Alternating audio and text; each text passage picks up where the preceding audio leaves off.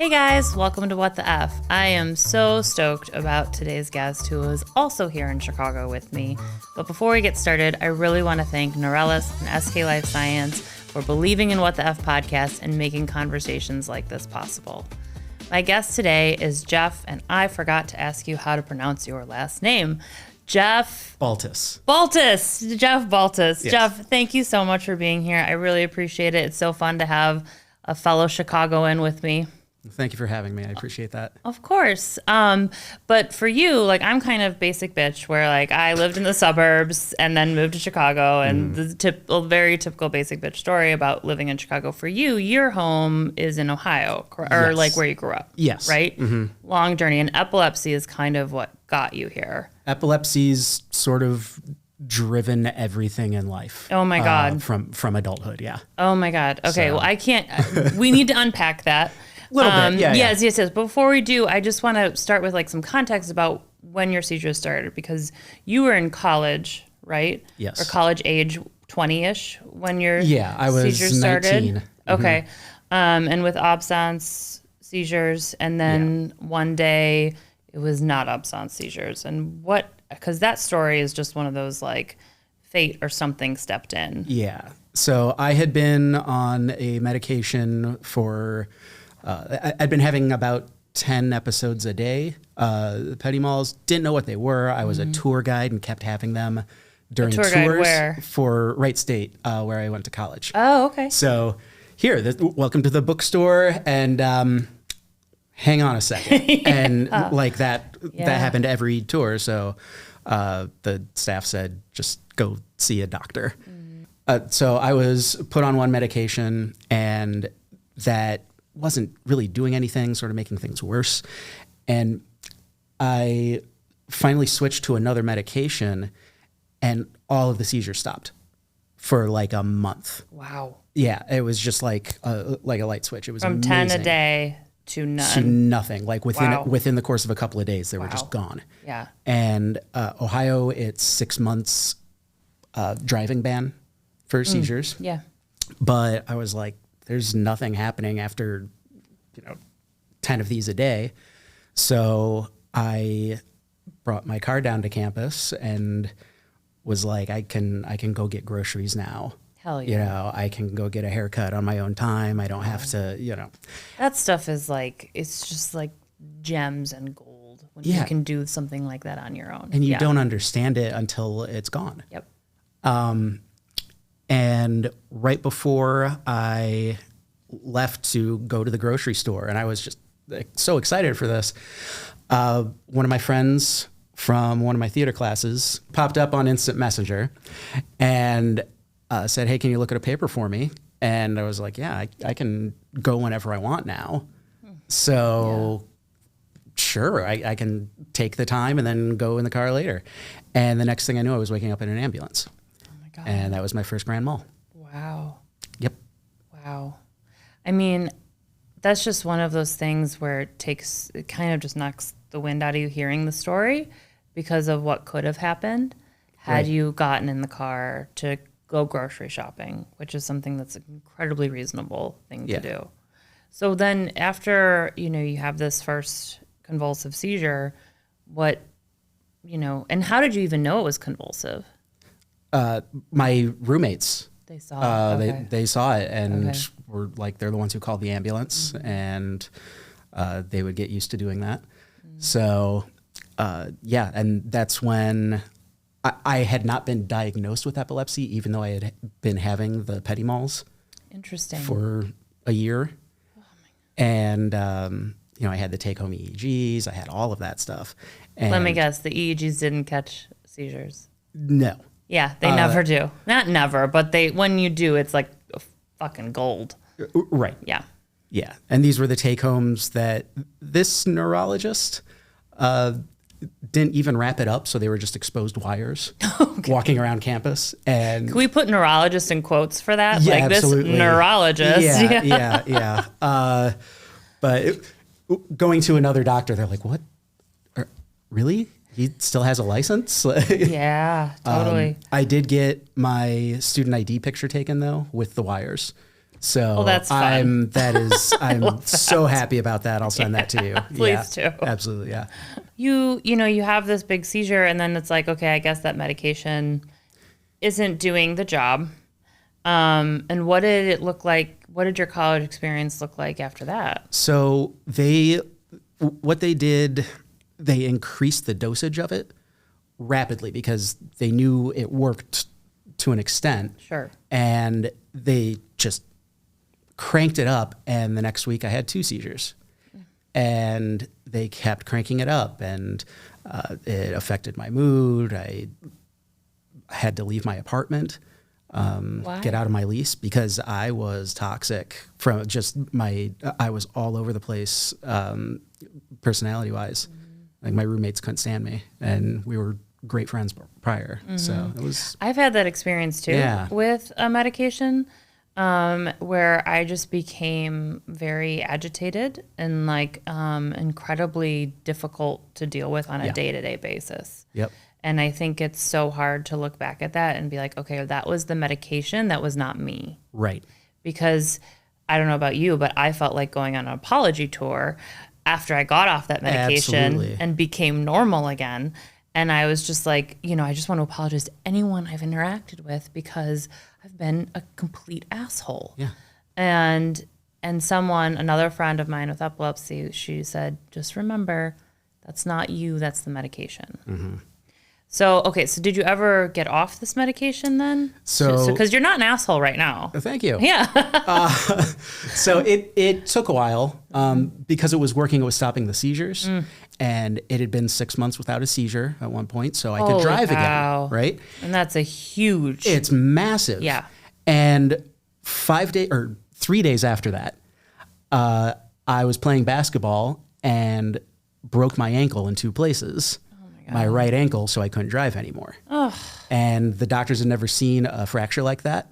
So I had to be in a wheelchair for 3 months with my leg extended. Oh my God. Yeah. And so I couldn't be a tour guide. Why not? Yeah, right. Couldn't be a tour guide, Wright State, very accessible campus. Yes. But yeah. Not great for a tour guide. Right. So by not having that tour guide job, things opened up, and there was a job open in the athletic department doing promotions, and I went right for it. Perfect time to be there. Mm-hmm. And the basketball team was ramping up, and I sort of got to craft this whole environment because I was a student, but also had the reins of the promotions department. And so this is like big time. This is like adult job. Yeah, this is a Division I university, and adult job, but as a college student. Right. Yeah, which are 2 different things. Yeah. So I was working as a student first, and then my boss left, and they needed someone to come in and take over. I hope that came with a boss salary. They bumped me up to the highest student pay grade. Okay. Which isn't much, but it's like what they could do. Yeah. And my roommate and I used that to build a ball pit in our apartment. Because that's the fun of college, right? I love that. Yes. Oh, that's amazing. Yeah. I loved that. So also part of the greatest time of my life. Totally. 100%. Yeah. But the gig in the athletic department, it was more than a gig. And I was hired on to direct all of the promotions. And I was an education major at the time. And they said, look, you can do your student teaching or you can take over promotions for Division I university. And I'm like, I want to do that. Totally. So even though I have a generalized degree, I was able to get an internship doing the same stuff at the University of Tulsa. Wow. And that's a football school, a little different, but still it's the same thing. It's the same concepts, but the seizures came back and I had to leave the job. So I went home to this little tiny town in the middle of Ohio and just sort of had to stay there and scrape by with what the family's what the family company could spare. So yeah. I'm so lucky to have my family and that resource. It's so lucky. Yeah. Okay, but from there, because you pivoted from there, right, and started working for like a big company. Yeah. So I was actually staying in Columbus, which has a public transportation system. That's the whole reason I moved there. My brother lived there, and they had buses, and I was commuting 2 hours to the little town to go to work and in the backseat of a car. Yeah. And then commuting 2 hours back every day. So being in the city, though, helped everything because I felt like, okay, I can go to the store on my own. I can go get a haircut on my own. Mm-hmm. And eventually my seizure, we were able to control my seizures. Great doctors at Ohio State. Awesome. And I got a job out in the suburbs for a major medical company, but suburbs of Columbus. We're still in Columbus. Yes, yes, suburbs of Columbus, and major medical company, but it was a contract to hire position, and at that point, my medication would have cost more than the job offered. Oh my God! And this was before Obamacare, so that was it. You couldn't get the job. So the one option that I had was to take a pay cut, and before I was even hired. So I was making $3 an hour less than the other people at my job at the starting wage. Just so that you could afford your medication. Right, through an assistance program. Wow. So I believe it was $14.99 an hour is what I could make. Wow. And if I made 1 cent doing anything else, oh my God, then no more medication. Okay, so then what eventually brought you to Chicago? So from there, I wasn't able, I had more seizures and wasn't able to commute out to the medical supplies company. Yeah, because that was in the suburbs, right? That was in the suburbs. Yeah. So even though the job is based off of health, I wasn't in a position, physically I wasn't in a position that I could work there. So I had to take jobs with a staffing firm and just take any temp gigs along a bus line that they could find. And eventually they decided to hire me internally as a recruiter. So I guess I had done decent enough work. The office had just opened up at the very last stop on the bus line. So it was the same deal. I was just commuting while everyone else was surviving and everyone else was going to parties and things, and there's no shuttle system there. It's just buses, and I was sort of like this extra weight, you know? Yeah, well, I like how you started being like, I was trying to find a job along the bus line. Yeah. And then I found one at the last stop. The very last stop. Come on. So what eventually was like the catalyst or precipice where you decided, I'm no longer going to stay in Columbus. I'm going to come to Chicago? So I missed a ride to the airport because there's no bus or shuttle system out there for the early flights. And that's when I realized more so that like I can't work on the same level as people in this environment. And my brother had just moved to Chicago, and we have ridden the L and ridden the buses before, and like this makes more sense than anything. Like I could kind of be normal here. Totally. And the thing that shocked me is when there's a group of people who are trying to find someone who has a car. It's the opposite. It's turned, Yes. Like, hey, we want to go to this party. We want to go to this activity. Crap. Who has a car? Do you know anyone who has a car? And like that was the thing where I like felt normal. Totally. Yeah. I mean, I sold my car like 4 months before my epilepsy stuff started, because I was like, I can't justify this expense anymore. I just need to sell it and get rid of it. And became among the, most people in Chicago who don't have cars, which is so, like you said, it's just kind of a nice thing. It is mind-boggling and so fun, because it just makes sense to just, hop on when you can hop on a bus and you're somewhere in 15 minutes that you need to be, it's pretty amazing. And I think about that all the time, how lucky I am to, like, my epilepsy diagnosis happened while I was in Chicago. So that, their public transportation was just a thing, and it wasn't weird, or it wasn't, I don't know. I just feel so fortunate. And I'll hear from listeners of the podcast, and they're like, what do you do when you don't live in an area that has public transportation? It's a different world. And I'm like, I don't know. I could not imagine that. Yeah. Yeah.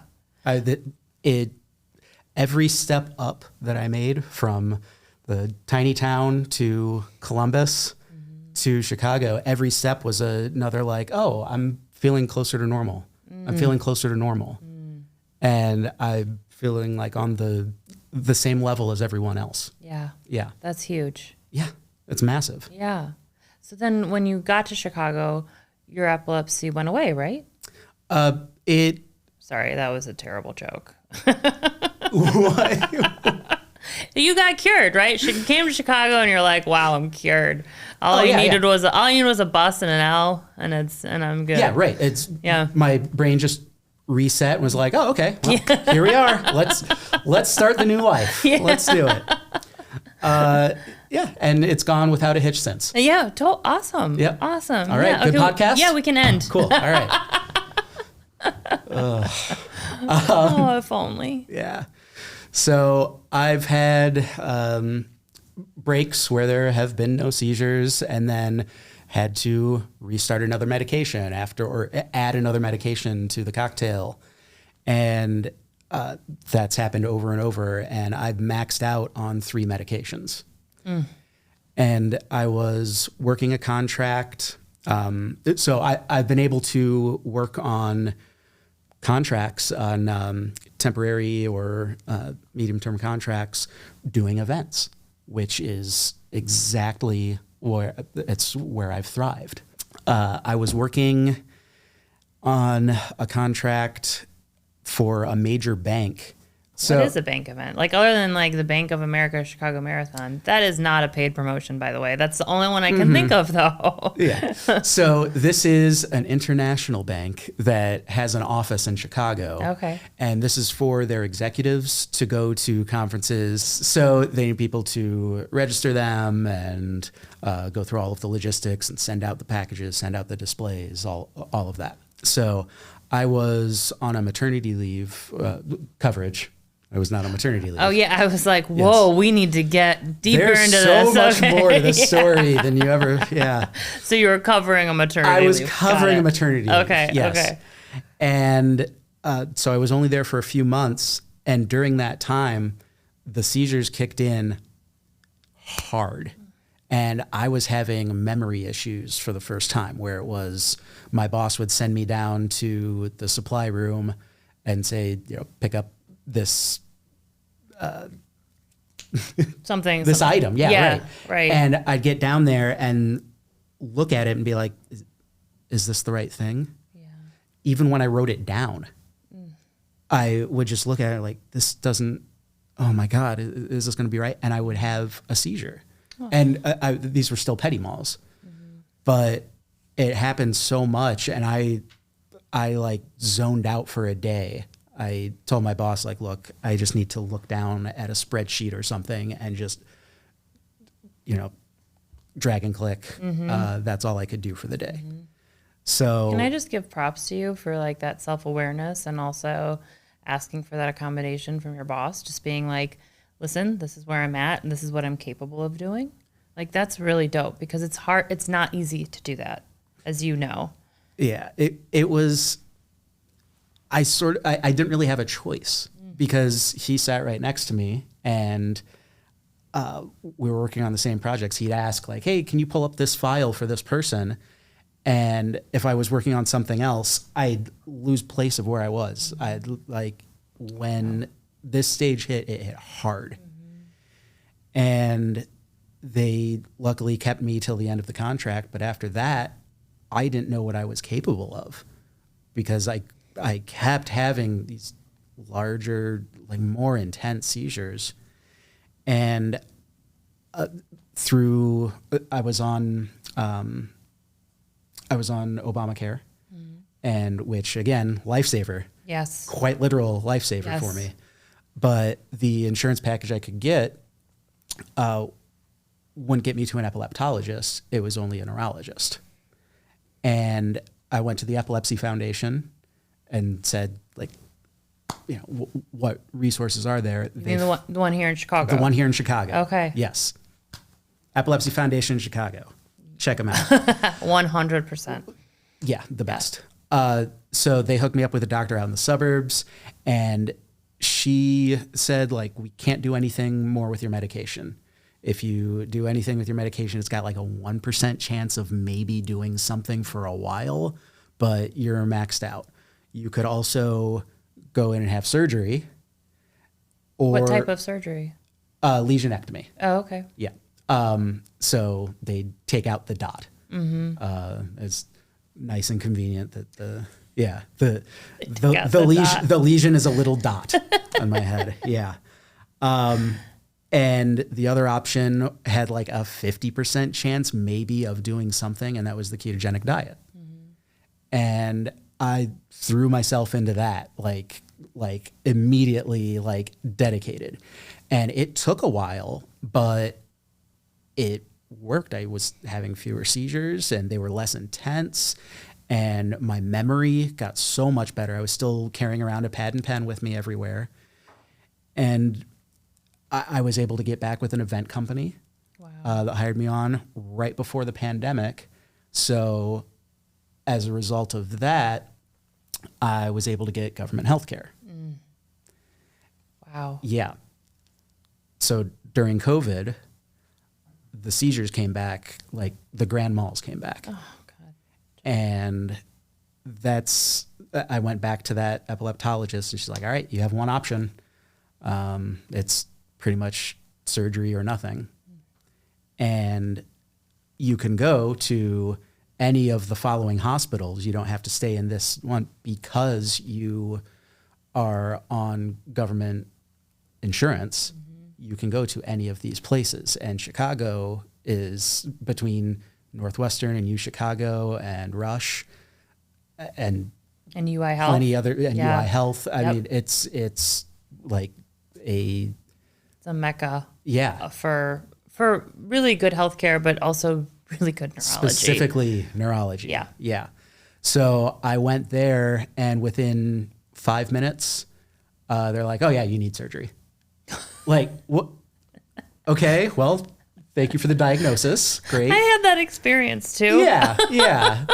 And then the epileptologist talked to me for literally 2 hours to like get my history and everything. It was because we have the same epileptologist, and that's what she does. She is fantastic. Yes, I think we have fangirled out about her so many times. She's absolutely amazing. First appointment, 2 hours. Like with everyone. Let's know your story. Let's get all the details so we don't skip a beat. Yep. And the neurosurgeons are just like, you need brain surgery. And like, I remember just looking like, what? And they're like, I'm sorry, did you not know this? And I'm like, no. Like, so it kind of sounds like a little similar experience where it was just that, like, you need brain surgery. Yeah. Duh.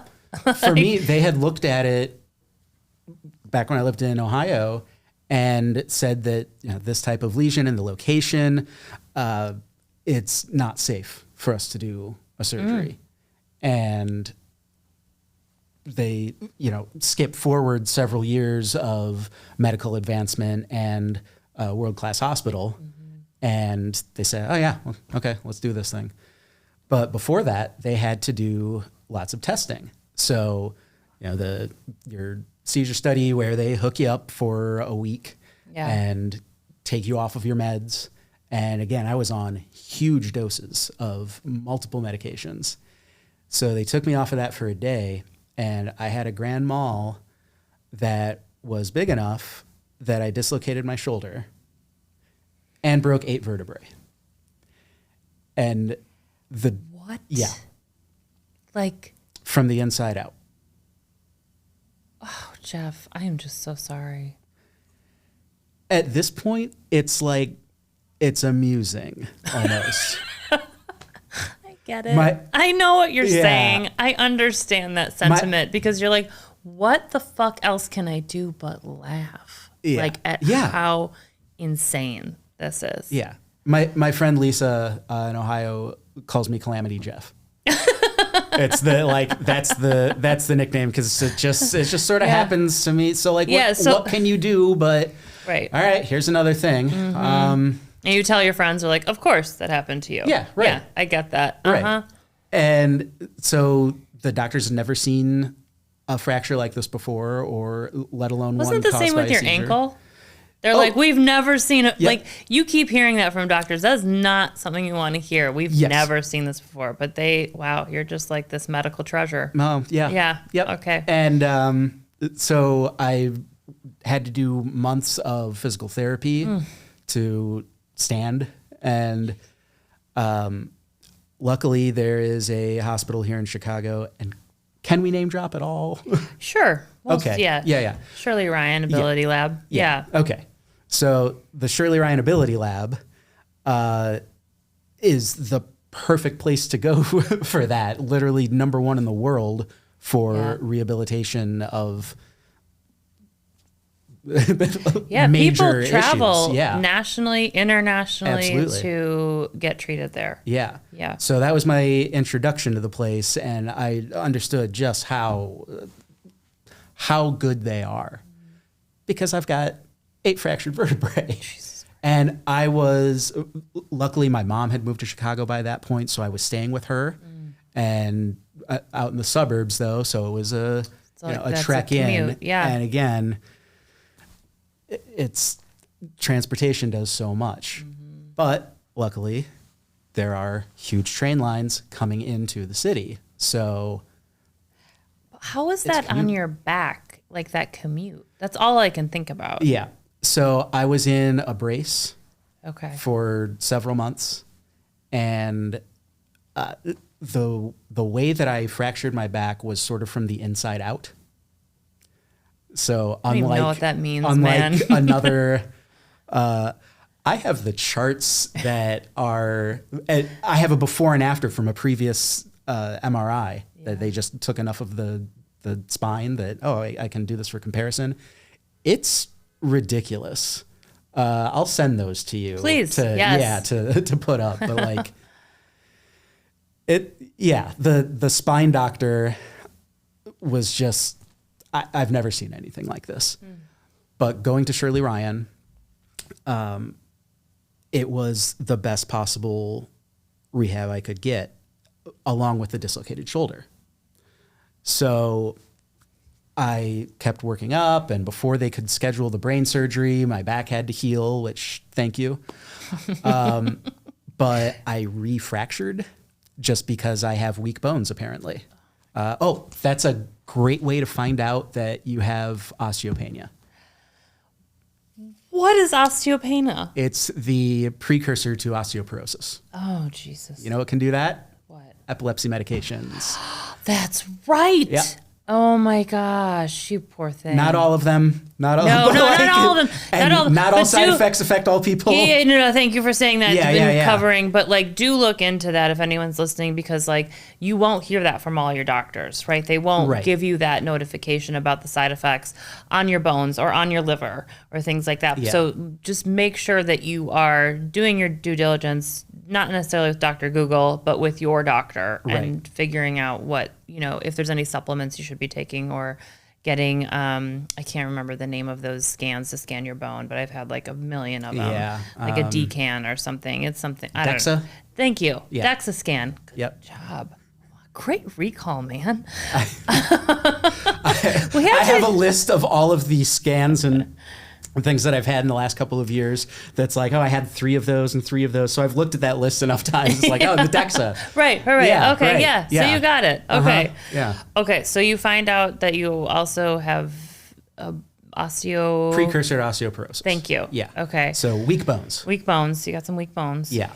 right before, so I had to take a break from spine rehab for a couple of months just to heal.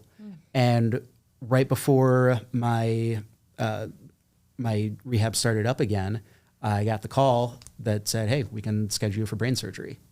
So I was given the option of, okay, should I do this now, or should I do physical therapy first, or whatever? And they said, physical therapy said, okay, well, do the brain surgery and we can wait 2 weeks and then you can start physical therapy again. So went into it, ready for that, had the dot taken out. And a few hours later, I had a stroke. Oh my God. So that shut down this side of my body, and added another month in the hospital, put the spine rehab back a little bit.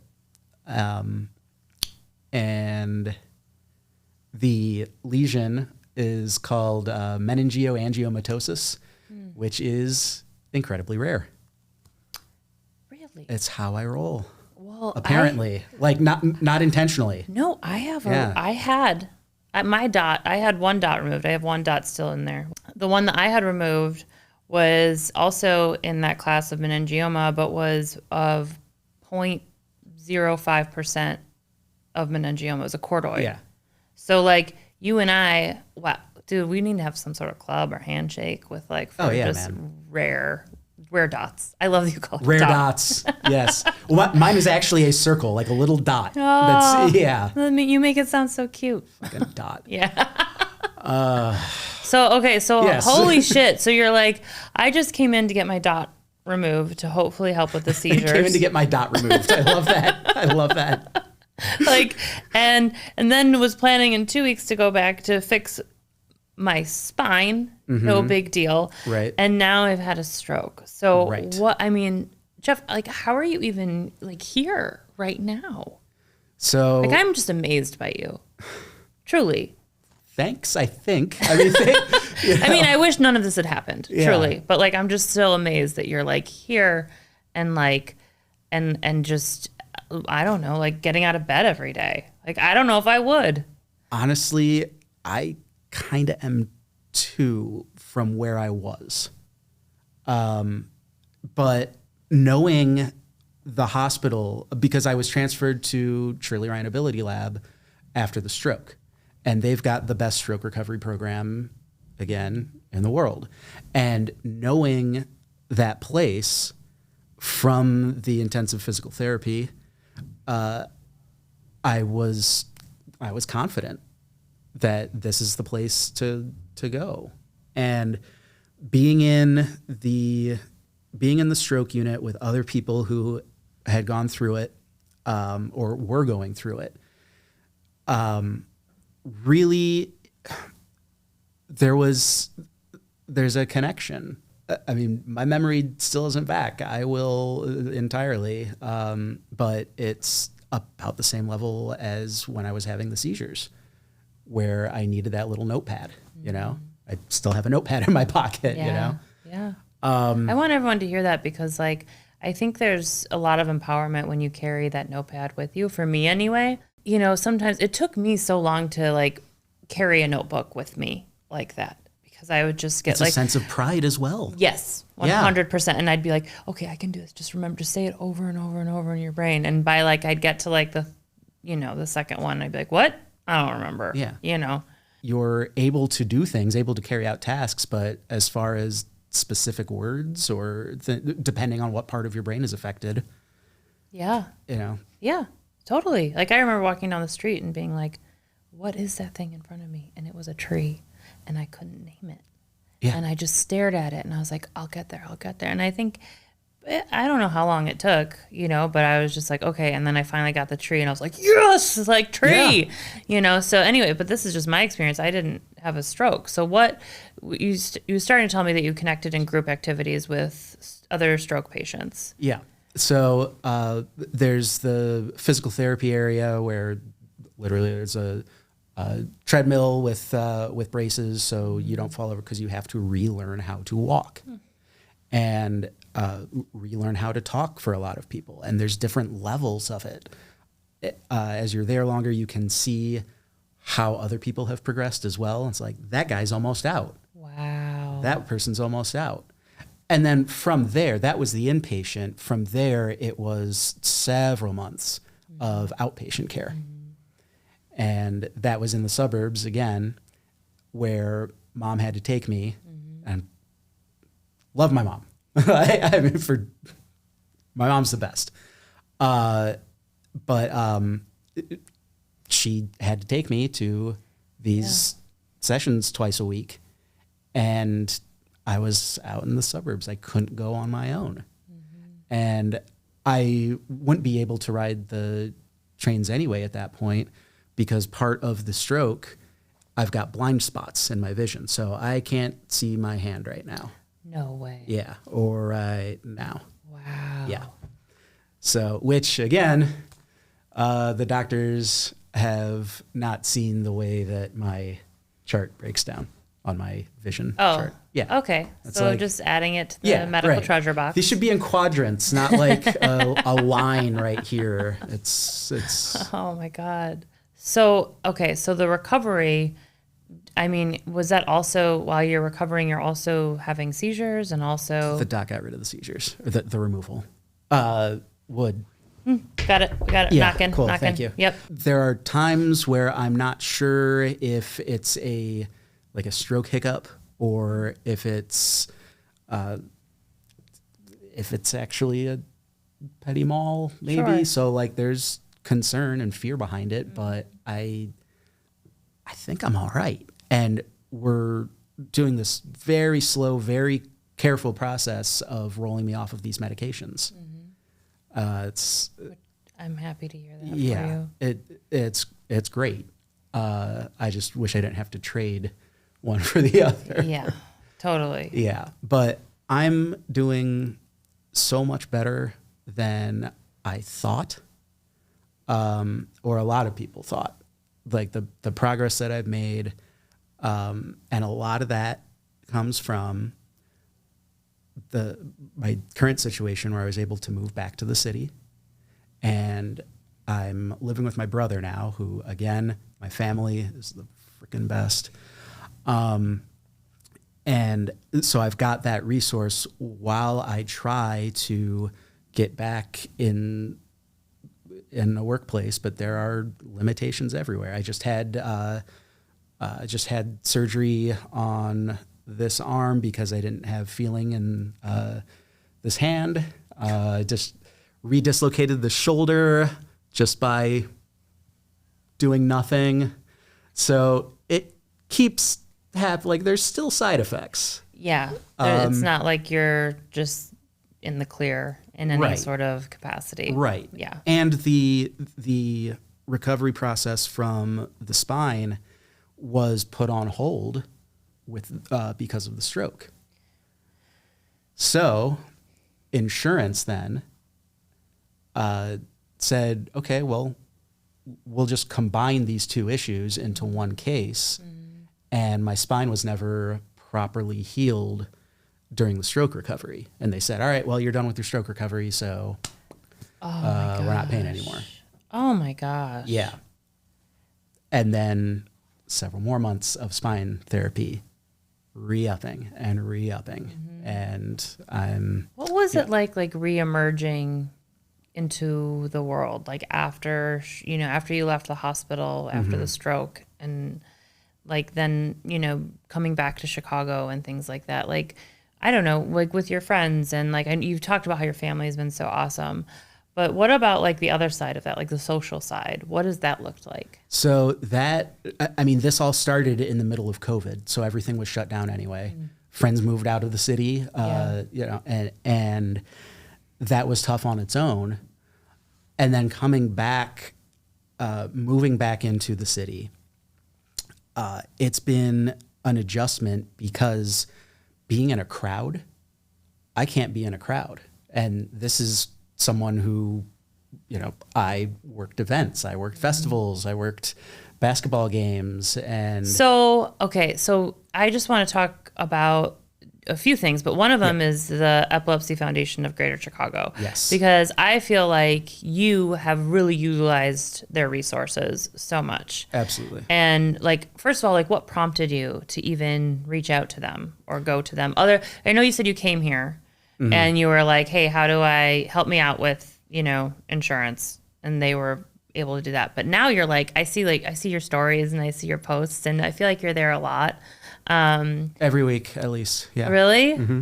So what prompted you to start like going on a more regular basis? So I had gone to the Epilepsy Foundation before, and thought that there wasn't really a place for me because other people had worse situations.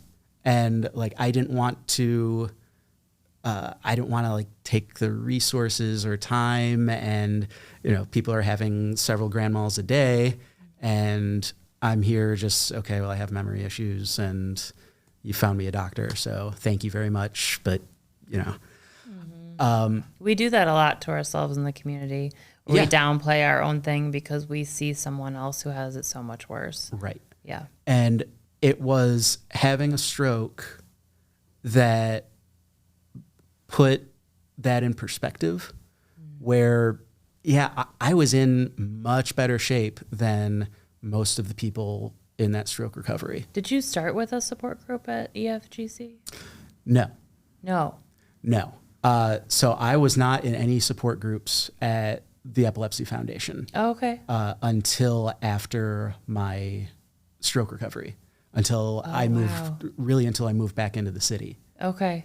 And that's been massive for me because people understand, like, you don't have to have exactly the same case or diagnosis. You don't have to compare, like, well, yours is worse than mine, so I'm not gonna say anything because it's you're going through so much worse, and like, I just broke a nail. Yeah. Comparatively. Yeah. And that happened so much during the stroke recovery, where my friends and family would come visit and I'd be like, hey, what's going on outside? Or what's, how's your day? Give me news of the world. Right. Or how's your day? How's your girlfriend? And like, I broke up with her, but like, you're going through so much worse. No, you can have a bad day. Just because I'm having one doesn't mean you have to downplay, like tiptoe around it, you know? Yeah. You had a shitty day, get it out. Like, totally. Let's be friends. Let's hear about it. Yeah. So that was a shift for me, where these are going back to events and aluminum conferences. Like, I'm part of that, where people have that bond, really, of like, we've experienced this, and you've got that starting point in the community. Yeah.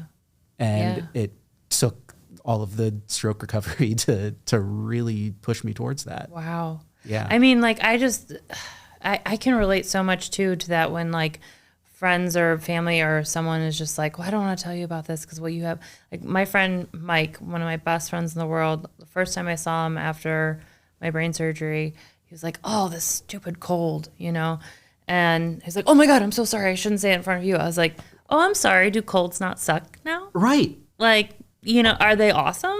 Because, and he was like, oh, you're right, and kind of, but it's kind of that also, like, it feels good to be a friend. It feels good when someone's like, dude, I just broke up with my girlfriend. Like, I need someone to talk to. Like, your friend, and it's like, it's a way to include, it's a way to be a part of the crowd again. Yes. Yeah. Yeah. Totally. Exactly. But yeah. One of the best things that could have happened, my friend Jill, who is a storyteller, came and visited me at the hospital, didn't talk about anything about the hospital or anything. She's just, here's my day and here's this person I had to deal with. And like, it was the best. Yes. It was the best. Cause like, it's a distraction from what you're going through. Exactly. Mm-hmm. And that's, so to start at a point of community, that conversation happens so much easier and more naturally, of like, all right, we've all got the starting point now.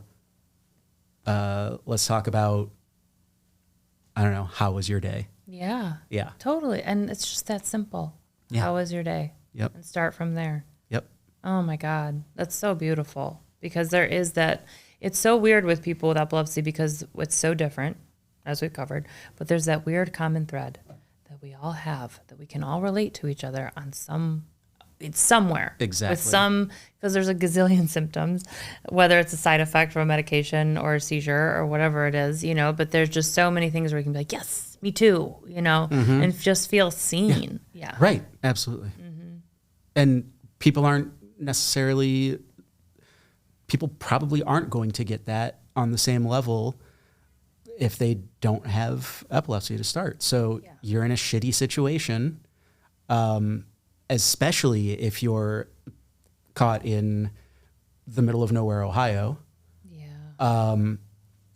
So being able to have the community here and being able to get around, I don't want to turn this into a tourism video, but all right. Well, what would you say to someone who's in the shitty situation in nowhere, Ohio, who's like, I don't know what to do at this point because I have epilepsy. I can't get around. What advice would you give to that person? So the that's a tough one. Other than saying move where there are resources, but I understand that that's not a thing that everyone can do. Yeah. But I will say that with the way that the internet has developed, Done things. Yeah, exactly. Yeah. Right. Beyond the AOL chats that we used to have. Yeah. Basic, another level of that, let's have a Zoom meeting. And that's a thing that the Epilepsy Foundation does here, is they'll have the in-person group sessions, but they'll open it up to Zoom meetings. So if you are caught in the suburbs or a rural area, you can still participate. Yeah, or just had a seizure.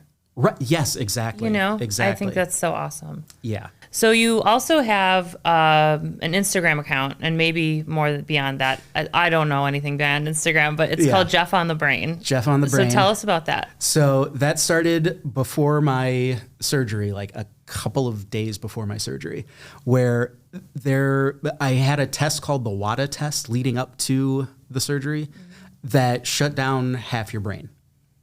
No big deal. No big deal. They shut down half of your brain and test your cognitive skills or test your memory.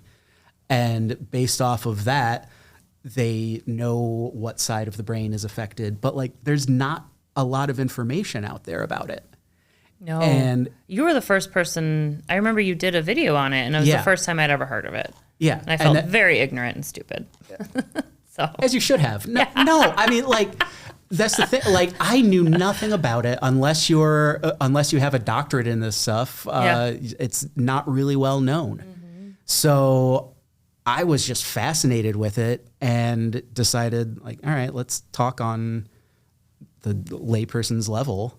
Yeah. And made kind of an instructional video about it, but an informational video about it, and was intending on doing more of those on that series, but stroke happens. Oh, yeah. Right. So I'm coming back from that and getting more. So the YouTube channel exists. It's Jeff on the Brain, but now I'm doing Instagram, and I just opened Facebook finally after decades. Yeah. And you have fans, right? Yeah. Yeah. So one in particular who we've got to talk about. Yes. Yeah. Jack. So I got an email from this lovely woman whose son is going through a lot of difficulties with epilepsy, and he had a WADA test scheduled.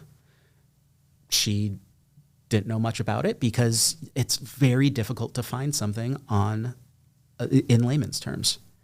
So she sent me an email and gave me Jack's whole story and basically introduced me to her family and the struggle that he's going through. And I think what's so awesome is that you have created something for, like, as you say, like layman's terms, like people who are like, I'm not a neurologist, explain the WADA test to me. I highly recommend everyone check it out at Jeff on the Brain on Instagram, YouTube, and now Facebook. And now TikTok. Okay, before we wrap up, I have 4 questions I'm going to ask you that have absolutely nothing to do with what we just talked about. Okay. Okay. Number 1, what's your favorite color? Green. Number 2, do you have a TV show that you're binging right now, or a favorite movie that you love right now, or just something that's like your go-to? Early Simpsons. Oh, it's nice. always going to be that or Jeopardy. So there. No wonder you're so smart. You watch Jeopardy. I don't know. That's how I feel like I'm getting back. Is Okay, like sure. Conversation. That's smart. That's Really. a great idea. Okay, I'm Yeah. gonna start doing that. Number 3, what does it mean to you to be a friend? Knowing that someone's there and knowing that you can be there for someone to help out. I mean, that's human connection. That's the most human thing that you can do. And The reciprocity of it is what makes it, what you pointed out, you know, that they will be there for you. You will be there for them. That's what really is the beauty of it. Yeah. That's awesome. And last question, number 4, what's your favorite self-care thing that you do for yourself? I would say before this, it was disc golf, but that can't really happen anymore. But Damn it. yeah. So now, in the same vein, crosswords. Oh, They're really? exactly the same. Yeah, no, they're not. Oh. No, but I will No, do crosswords all the time. Yeah. Yeah. Yep. Okay. And that's helped. That has really helped get the verbal and cognitive senses back. I mean, like Yeah. that was an exercise in recovery and still is for me. Yeah. Yeah. I picked up Sudoku for the same reason. Something I never thought I would ever do because it involves numbers, but not math. But yeah, it's the same thing. It just to help my brain every day. I'm like, okay, let's see where we're at today. And it's usually like a very weird barometer for me because there's no science behind it. But based on how I do with that Sudoku that morning, I'm like, this is where my brain's at today. And this is not good. But I don't know about you, if you feel the same way about your crosswords, if that's like somehow you kind of like a little measuring tool. Very much. Yeah. Yep. Okay, cool. Jeff, thank you so much for being here and sharing your story and just being an inspiration and like being so vulnerable and telling us all about the medical, beautiful mystery that you are. But also just being, you know, like talking about your journey and sharing us like with us how you keep adapting. And that's just very impressive. Well, thank you very much. Thank you for having me on. And if my story can be used to help other people who are going through similar things, I'll talk about it. Absolutely. That's awesome. So, well, thank you. Thank you very much.